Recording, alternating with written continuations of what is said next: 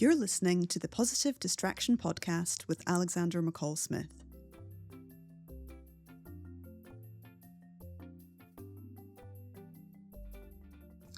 Every self-respecting profession has a regulatory body, a committee or council of some sort that deals with professional matters. Doctors have the British Medical Association, for example.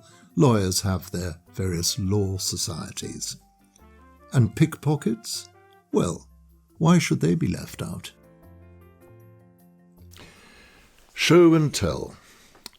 "All right," said Jimmy. "I'll be honest with you, I really will. What I'm about to tell you is true. I give you my word." I said to him, "You give me your word? Your word?" And then I changed the emphasis and said, "You give me your word?" He saw the humour in that. "All right, I know what you mean, but you're forgetting one thing, aren't you? I've been going straight for 2 years now, 2 years. Do you know how hard it is to go straight for 2 years? 2 years of getting up in the morning and going to work. Imagine that." "Some of us," I began, but then stopped myself. "In my experience, as a social worker, it's no good trying to get certain types to recognize how most people spend their lives working hard, putting up with all sorts of difficulties, and do so without succumbing to the temptation to relieve others of their hard-earned assets. These types, and Jimmy had certainly been one of them, even if he no longer was, find it hard to believe that this is how most people live. You could talk to them for hours about the virtue of honesty and the law-abiding life, and at the end of it they would simply look at you with complete incomprehension. So Jimmy was not doing badly, and I said to him, "Sorry, Jimmy, of course I believe you. That was partly true. I almost believed him, or believed perhaps half of what he said. We would see." "All right," said Jimmy, "this is the story I wanted to tell you. The true story that you probably won't believe, but which, I tell you, I'm definitely not making up." He repeated the word definitely. Give it the full value it gets on the streets round here.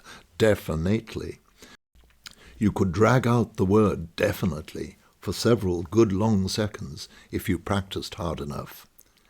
"Here's the story," he went on. "You won't have heard of this, but there's a professional association of pickpockets. The Association of Scottish Pickpockets." He looked at me, challenging me to smile, which I did. "No," he said, "you may smile all you like. I tell you, though, this is true. This association, and it's not just a club, it's an association, meets 3 or 4 times a year, or used to, until this happened." "What happened?" "This thing I'm telling you about, this event. It happened about 4 years ago when I was still, how should I put it, when I was still professionally involved in the property redistribution industry." We both laughed. "All right," he continued, "not everybody accepts that term, but let's move on. This is not about that. This is about this. This is about how the Association of Scottish Pickpockets decided to have regular monthly meetings in a lounge bar near the station. It was quite a respectable lounge bar, actually, or it was when we weren't there. Nice carpets, a good menu for Saturday lunch, a great opportunity for the boys to get together.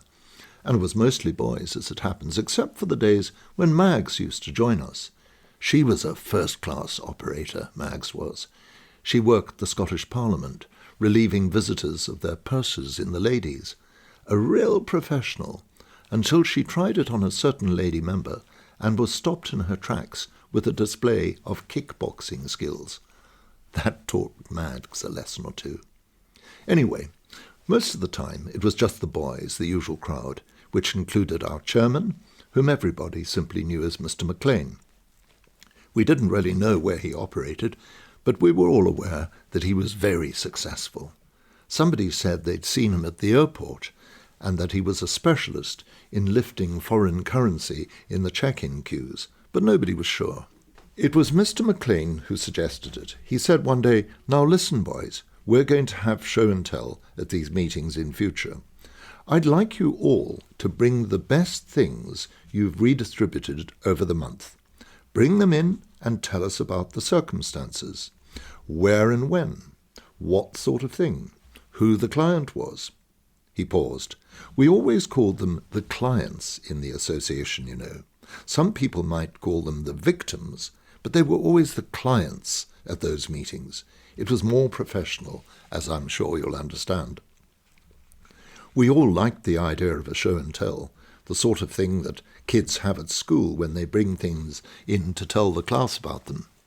So we started, and there were some interesting exhibits. Somebody even brought in a set of false teeth that he'd found in a client's pocket, but mostly it was an item of value. Gold watches, jewellery, expensive fountain pens, that sort of thing. It was very interesting, but then he shook his head. But then things started to go wrong. Some of the members discovered that the things they brought in disappeared. They produced them at show and tell, passing them round for everybody to examine them and comment, and then they would put them back in their pockets. Or shall I say, we did all that, because I was a member of the association at that point, before I reformed, as you'd put it. It started with a very fine gold cigarette case that my pal Eddie had acquired at Queen Street Station in Glasgow. He showed this to us, and we all listened attentively as he described the client and the technique used to acquire the property. It was, as I remember, the bump and apology method. You bumped into somebody and then patted them in a sort of apology, as if making sure that they were all right. That was when you fished in their pockets and carried out the redistribution. We all admired Eddie's cigarette case, and then went on to the next item, a watch that had been relocated from outside the Caledonian Hotel. But then Eddie suddenly stopped proceedings. "Where's my cigarette case?" he asked. Nobody said anything. So Eddie said, "Has somebody taken my gold cigarette case?" Nobody replied, and so Mr. McLean ruled Eddie out of order, and we went on with the business. At the next meeting, nothing was said about Eddie's cigarette case, but on that occasion an expensive watch went missing. Mr. McLean suggested that the person who produced it had, in fact, dropped it, but a search of the floor around our chairs produced nothing. "It'll turn up," said Mr. McLean, and went on with the meeting. I'm sorry to say that at the next meeting 2 items disappeared: a rather attractive, ornamental silver knuckle duster acquired in a betting shop in Paisley, and a gold fountain pen discovered in Perth. This was now becoming an issue, and the boys were getting restless. "One of us is stealing," said Eddie, and Mr. McLean nodded and said, "All of us are stealing, in fact." Eddie said that this was not what he meant. "I meant that somebody here is lifting things. Sorry to be so blunt, especially at a meeting of the association, but one of you—" He broke off at that point, because one of the other members had said, "It could be you, Eddie. How do we know it's not you?" And then an extraordinary thing happened. We always had the same waiter there, a guy who brought us drinks and complimentary plates of crisps. He looked after us well, and of course had no idea about who we were and what our show and tell was all about, or so we thought. What happened was that Eddie happened to check up in the waiter's pockets with a view to redistribution. While the waiter was bending down to put a fresh plate of crisps on the table, he discreetly fished in his left pocket and found the silver knuckle duster and the fountain pen. The waiter denied it, of course, and moved off pretty smartly. "We'll have to complain to the manager," said Eddie. "We can't have this sort of thing happening." He turned to Mr. McLean. "Mr. McLean, you're going to have to act. You're the chairman." For a few moments, Mr. McLean said nothing. He looked at everybody, and at last he said, very disappointing indeed." And then Mr. McLean did something very unusual. He stood up and blew a whistle, and immediately 6 plainclothes policemen jumped up from a nearby table and produced their police ID, as did Mr. McLean, who it turned out was a plainclothes detective who'd been working for months on organised crime. And how more organised can you get than to have a professional association, as we did? They arrested everybody, and of course, since it was show and tell, everybody had stolen property on them, and had explained exactly how it had been obtained. They arrested the waiter too. That was the end of the association. "Very strange," I said. "Yes, very strange, but quite true." He paused and then said, "You do believe me, don't you?" I nodded. "Good," he said. "Trust is so important, isn't it?"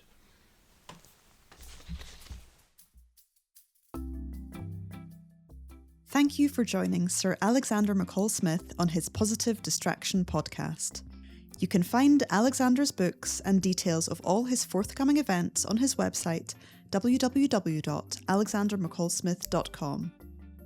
All are available to purchase in your local independent high street bookshop, on Amazon, or on bookshop.org. Alexander is the much-loved author of global bestseller The #1 Ladies Detective Agency, the long-running 44 Scotland Street serial novel, the Isabel Dalhousie novels, the new Perfect Passion Company series, and many standalone novels and short story collections. In addition, he is known throughout the world for his reassuring, restorative poetry collections. In moments of darkness in the world, readers turn to his work to lift them from the gloom.